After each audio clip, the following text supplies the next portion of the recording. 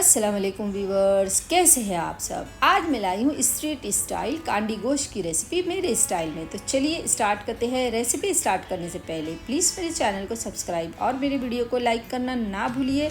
तो चलिए देखते हैं स्ट्रीट स्टाइल कांडी गोश्त बनाने के लिए हमें किन किन चीज़ों की ज़रूरत पड़ेगी।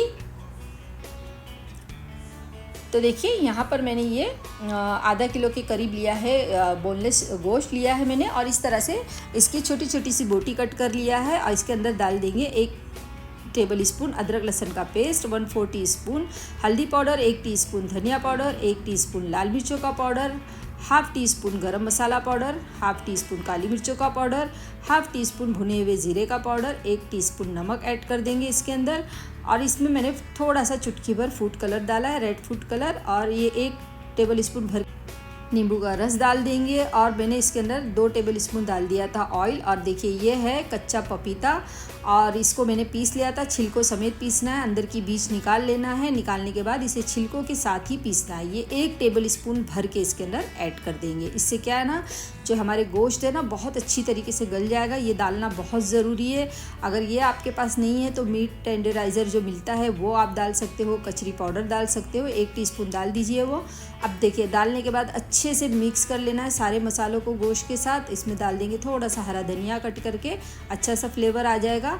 और अच्छी तरीके से इसे हमें हाथों से मैरिनेट करना है। मैरिनेट करने के बाद इसे आप रख दीजिए। आपके पास जितना वक्त है उतने देर के लिए रख दीजिए। लेकिन अगर आपने इसे ओवरनाइट रख दिया तो ये जो हमारी गोश्त की बोटी है ना वो इतनी मुलायम हो जाएगी, बहुत अच्छे तरीके से गलेगी ये। नहीं तो कम से कम आपको 6 से 7 घंटे के लिए तो रखना लाजमी है। तो मैंने इसे रख दिया था ओवरनाइट के लिए, अच्छे से मिक्स कर लिया और इसके बाद इसे ढक के मैंने फ्रीज में रख दिया था ओवरनाइट के लिए। देखिए अगर आप 6 से 7 घंटे के लिए रख रहे हो तब भी आपको फ्रिज में ही इसे रखना पड़ेगा, बाहर नहीं रख सकते आप इसे, वरना ये ख़राब हो जाएगा। तो चलिए अभी मैं इसे ओवरनाइट के लिए रख देती हूँ, इसको अगले दिन हम पका लेंगे। तो चलिए देखिए मैंने ओवरनाइट इसे रख दिया था और देखिए ये बहुत अच्छी तरीके से मैरिनेट हो चुका है। और इसके साथ साथ मैंने यहाँ पर ब्रेड क्रम्स ले लिया है और इसी के साथ मैंने लिया है अंडे। तो 2 अंडों को इस तरह से प्लेट में तोड़ के ले लेंगे, इसमें थोड़ा सा नमक ऐड करेंगे और अच्छे से फेंट लेंगे। हमें इसको कोटिंग के लिए इस्तेमाल करना है। तो चलिए ये अच्छी तरीके से इसे मैंने फेंट लिया। अब क्या करना है, देखिए मैंने ये वुडन स्टिक लिया है और इसे मैंने पानी में इस तरह से डुबो के रख दिया था, क्योंकि जब हम इसे फ्राई करेंगे ना बोटी लगा के तो ये जलेगी नहीं। तो इस तरह से मैंने इसे पानी में डिप करके रखा था। अब हमें क्या करना है, पहले बोटियों को अच्छे से पहले मिक्स कर लीजिए हाथों से। उसके बाद है ना एक एक हमें बोटी उठाना है और स्टिक के अंदर डालना है। एक कांडी में कम से कम 4 पीसेस को आपको अरेंज करना है। तो अगर आपकी कांडी छोटी है तो आप कम भी डाल सकते हो, और अगर आपको ज़्यादा डालना है तो आप ज़्यादा भी डाल सकते हो। लेकिन मैंने एक कांडी के अंदर 4 बोटी को इस तरह से एडजस्ट किया था। ये बहुत ही फेमस स्ट्रीट फूड है, आप लोग इसे बनाइए, इंशाल्लाह बाहर का लाना आप भूल जाएंगे। हमेशा घर में बना के खाना ही पसंद करोगे। बाहर का जब हम स्ट्रीट से लाते हैं पता नहीं वो किस तरीके से तला हुआ होता है, कितना बासी होता है। जाहिर सी बात है हमें ताज़ा ताज़ा तो मिलता नहीं होगा, पता नहीं वो कब का रखा हुआ बचा हुआ भी वो मिक्स कर देते हैं। आप लोग इस तरह से घर में बनाइए, अपने बच्चों को, अपने हस्बैंड को, अपने रोज़दारों को इस तरह से आप लोग खिलाइए, इंशाल्लाह बहुत खुश होगे। बहुत ही टेस्टी बनता है। तो देखिए इस तरह से हमने इसे एक कांडी में मैंने ये 4 बोटी को एडजस्ट कर लिया। इसी तरह से सारी कांडी हमें तैयार करके पहले रख लेना है। चलिए इस तरह से मैं सारी कांडी को तैयार कर लूँगी पहले। इसके बाद देखिए ये तैयार हो गया, सारी कांडी को लगा लिया।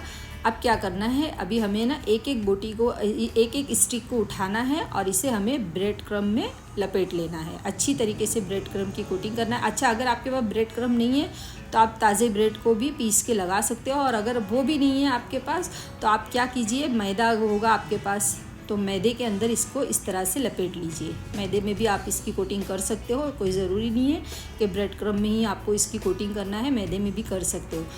तो इस तरह से मैंने क्या किया, देखिए ब्रेड क्रम में इसकी कोटिंग कर ली। कोटिंग करके पहले पूरा इसी तरह से हम कोट करके रख लेंगे। इसके बाद इसे हम फ्राई करते वक्त अंडे में डिप करेंगे। तो पहले ये पूरी तरीके से मैं तैयार कर लेती हूँ।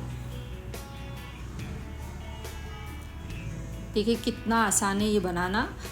बस आपने इसे मैरिनेट करके रख दिया। तो अफ्तारी के पहले आप इसे फ्राई कर लीजिए। फ्राई करने के लिए भी कम से कम इसे 15 से 20 मिनट लगेंगे और ये आपकी सिल्ली बोटी यानी कि कांडी गोश्त बनके तैयार हो जाएगा। यहाँ पर ऑयल को मैंने गरम कर लिया था, मीडियम हीट पे रखा है मैंने अभी, मीडियम फ्लेम पे। और ये देखिए इस तरह से एक एक कांडी को उठाना है और अंडे में इस तरह से हमें इसे कोट करना है, डिप करना है।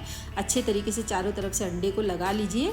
जहाँ पर नहीं लग रहा है वहाँ पर मैंने चम्मच से इस तरह से इसे डाल दिया है। अच्छे तरीके से पूरे कोट करना है हमें अंडे में इसको, और इसके बाद इसे हमें डाल देना है ऑयल में।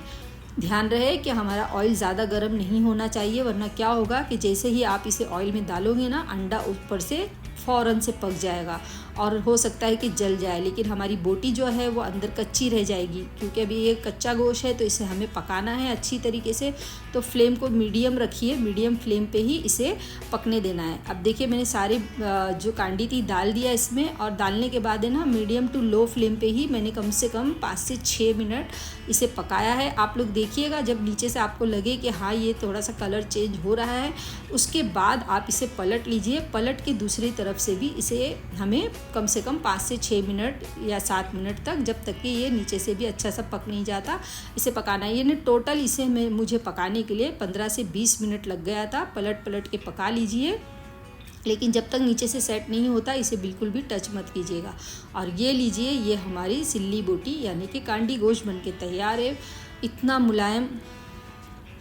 मुलायम गोश्त बनता है कि मैं आपको क्या बताऊँ। आपको यकीन नहीं होगा कि आपने ये कच्चे गोश्त को लेके ही सिल्ली बोटी बनाया है। बहुत ही मज़े का स्ट्रीट फूड है ये, आप लोग ट्राई कीजिए। दस्तरखान की शान बढ़ाइए, आपके घर वाले को, आपके बच्चों को, आपके हस्बैंड को खुश करिए। बहुत ही मज़े का लगता है। एक बार आपने अपने बच्चों को बना के खिलाया तो वो फरमाइश करके आपसे ये बनवाएंगे। तो चलिए चलती हूँ, अल्लाह हाफिज़।